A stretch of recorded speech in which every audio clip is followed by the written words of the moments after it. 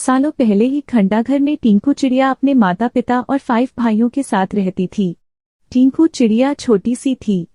उसके पंख मुलायम थे। उसकी माँ ने उसे घंटाघर की ताल पर चहकना सिखाया था। घंटाघर के पास ही एक घर था जिसमें पक्षियों से प्यार करने वाली एक महिला रहती थी। वह टिंकू चिड़िया और उसके परिवार के लिए रोज रोटी का टुकड़ा डालती थी। एक दिन वह बीमार पड़ गई और उसकी मौत हो गई। टिंकू चिड़िया और उसका पूरा परिवार उस औरत के खाने पर निर्भर था। अब उनके पास खाने के लिए कुछ नहीं था और न ही वो अपने लिए खान जुटाने के लिए कुछ करते हैं। एक दिन भूख से बेहाल होने पर टिंकू चिड़िया के पिता ने कीड़ों का शिकार करने का फैसला किया।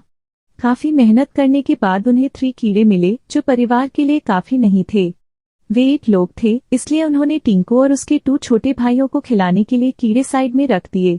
इधर खाने की तलाश में भटक रही टिंकू, उसके भाई और उसकी माँ ने एक घर की खिड़की में चोंच मारी ताकि कुछ मिल जाए, लेकिन कुछ नहीं मिला।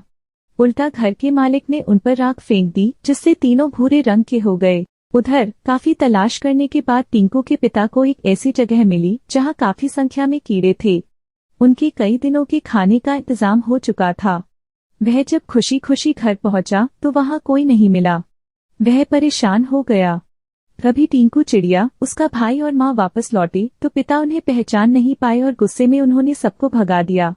टिंकू ने पिता को समझाने की काफी कोशिश की।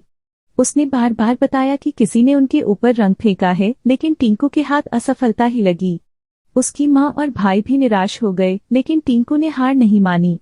वह उन्हें लेकर तालाब के पास गई और नहलाकर सबकी राख हटा दी। तीनों अब अपने पुराने रूप में आ गए।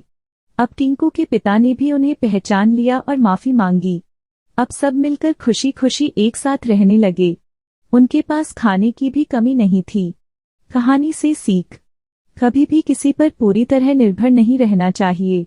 इंसान को खुद मेहनत करके अपनी जरूरत की चीजों को जुटाना चाहिए।